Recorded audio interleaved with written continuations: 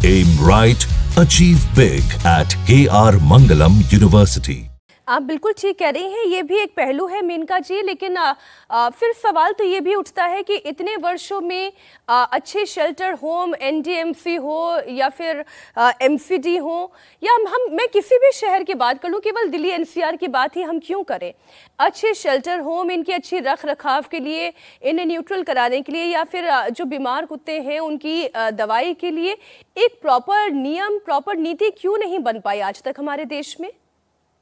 हम लोगों की वजह से नहीं।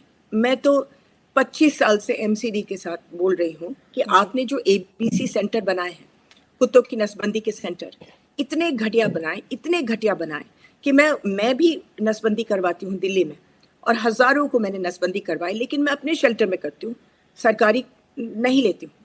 क्यों? क्योंकि कोई छत चौड़ा है, कोई इक्विपमेंट नहीं है, कोई ड्रेन नहीं है, कोई पिंजरे नहीं है।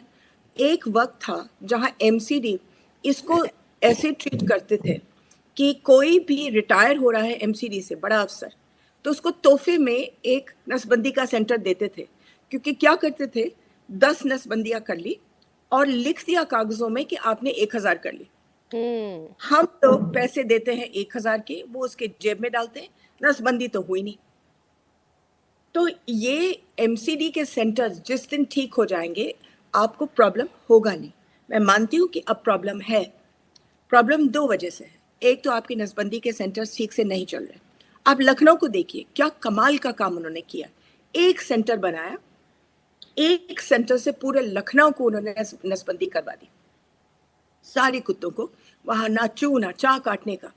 दूसरी चीज, आपने रिलोकेशन शुरू किया पिछले 6 साल से, जो आप आज शोर मचा रहे हैं कि इतने लोगों के बच्चे काटे गए हैं, इतने लोग काटे गए हैं।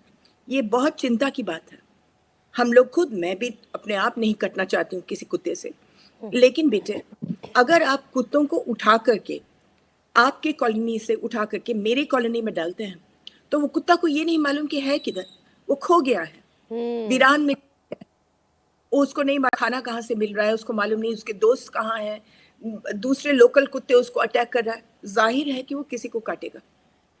तो आपकी 6 साल से हम बोल रहे हैं कि 2 लोग रिलोकेशन सुबह से शाम तक करते हैं। एक तो एमसीडी जो अमीरों की कॉलोनी से उठा करके गरीबों के यहाँ रख देते हैं, दूसरे आपके खुद के आरडब्ल्यूए के पास 500 फ्लैट है एक कॉलोनी में, लेकिन 5 कुत्ते बर्दाश्त नहीं कर पाएंगे, तो 5 कुत्तों को रात को वैन ले करके उनको कहीं और फिकवा देंगे, वो 5 कुत्ते काटेंगे।